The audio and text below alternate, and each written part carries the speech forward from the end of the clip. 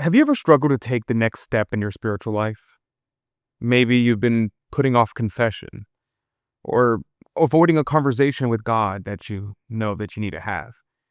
Well, today we'll discover how Don Bosco's gentle wisdom transformed one boy's fear of confession into a joyful embrace of the sacrament. The Miracles and Prophecies of Saint John Bosco, a project of America Needs Fatima. I'm your host, Adrian Fonseca. Subscribe for new episodes every Monday, Wednesday, and Friday. Welcome to the Miracles and Prophecies of Saint John Bosco. I'm Adrian Fonseca. These videos exist to share timeless wisdom from Saint John Bosco that can transform your spiritual life and inspire you to grow closer to Christ and Our Lady. If you've ever felt stuck in your spiritual journey, or if you've been avoiding something you know God is calling you to, this story will show you how to overcome even the biggest spiritual obstacles. Before we dive in, I want to recognize some of our most recent monthly promoters of St. John Bosco: Madeline M., Jason B., Elizabeth D., Michael Y., and Daniel F. Thank you so much for becoming a monthly promoter. We love celebrating our new members of our monthly promoters. I'll tell you more about our monthly promoters later on in the video and how you can join and possibly have your name mentioned in future videos. In the 1840s, Don Bosco was already becoming known throughout Turin for his extraordinary ability to reach young souls. But one young man at the oratory was struggling with something that many of us can relate to. He was avoiding confession. This boy participated in everything else at the oratory. He sang the hymns, he joined in the recreational activities, and he seemed engaged in the community. But whenever Don Bosco invited him to confession, he found an excuse to postpone it. Sound familiar? Instead of lecturing this young man about the importance of confession, or making him feel guilty for avoiding it, Don Bosco took a completely different approach. One Sunday afternoon, after the boys had been playing in the courtyard, Don Bosco noticed this young man was hot and tired. Seeing his opportunity, Don Bosco called him over. "Could you help me with something?" Don Bosco asked. The young man, always eager to please, replied, "Of course! What can I do?" Don Bosco led him into the church, but not to the sacristy as the boy expected. Instead, they went into the choir area. Much to the young man's surprise, Don Bosco turned to him and said, "I want you to confess." Imagine this boy's reaction. He had been preparing for confession. In fact, he'd been actively avoiding it. But here's the beautiful part.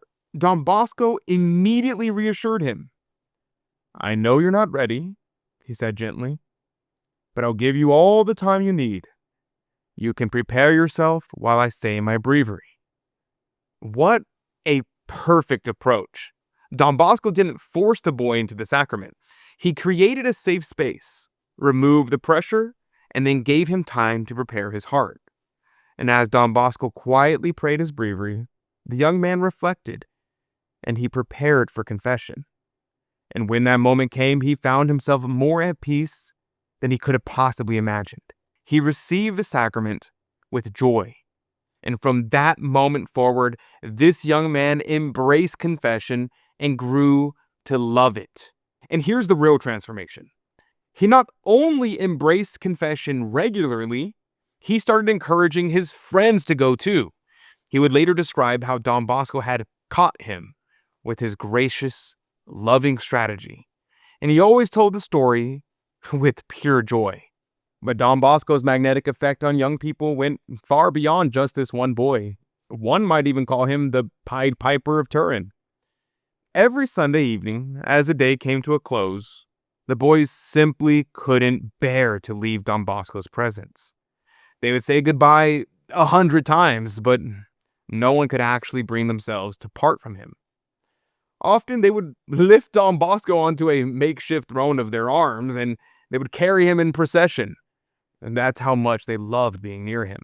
When they reached the rondo, a circular area near the oratory, Don Bosco would step down from his throne and bless them, sending them home with prayers.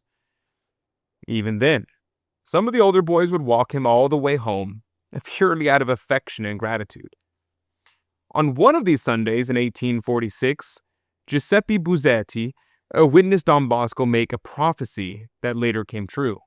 While Mr. Pignardi's shed was being renovated into a chapel, a large mound of earth was left on the northwest side of the house, just a few steps from the door. The boys made good use of this, climbing up and down the hill, disguised as soldiers.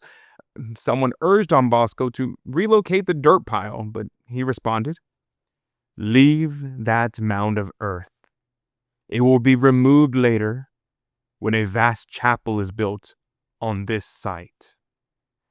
Then Don Bosco climbed the mound and, surrounded by young people, sang out, "Praised always be the names of Jesus and Mary, and always be praised Jesus' name, Word incarnate." All of a sudden, he proclaimed, "My dear children, hear a thought that comes to me now. One day where we are now, there will be the high altar of our church, at which you will come to receive Holy Communion and sing the praises of the Lord." Within 5 years, his prophecy came true. The church was built, and the high altar was placed precisely in the spot chosen by Don Bosco. This story perfectly captures why we do what we do here at the Miracles and Prophecies of Saint John Bosco. Just like Don Bosco gently guided the young man toward confession, we want to guide you toward deeper spiritual growth through Don Bosco's life. Don Bosco wrote powerful books to help souls grow closer to God. Two of his most spiritually transformative were Roadmap to Heaven and Sacred History. The problem is that these life-changing books have become almost impossible to find. That's exactly why we decided to publish the best parts of these books ourselves and to make them available to our monthly promoters of Saint John Bosco.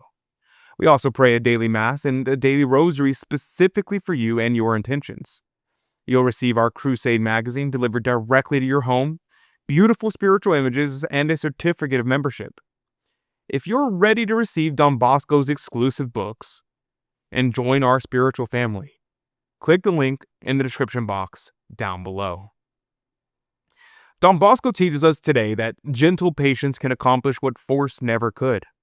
He created the perfect conditions for that young man to encounter God's mercy on his own terms. This same approach can transform how you guide others in your life, whether it's your children, your friends, or really anyone that you're trying to help grow spiritually.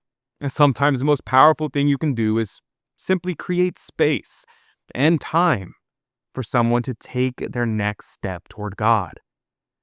But here's my question for you. What spiritual step have you been putting off that God might be gently calling you to make? Maybe it's been a while since your last confession. Maybe there's a conversation with God that you've been avoiding. And if today's story about confession inspires you, I encourage you to check out our complete Guide to Confession playlist. Click the link on your screen right now to discover Don Bosco's life-changing advice on confession, how to overcome spiritual anxiety, and practical guidance that can help you with the sacrament of confession. Thank you for joining me today. Saint John Bosco, pray for us. May God bless you, and Mary Immaculate keep you under her mantle. God love you.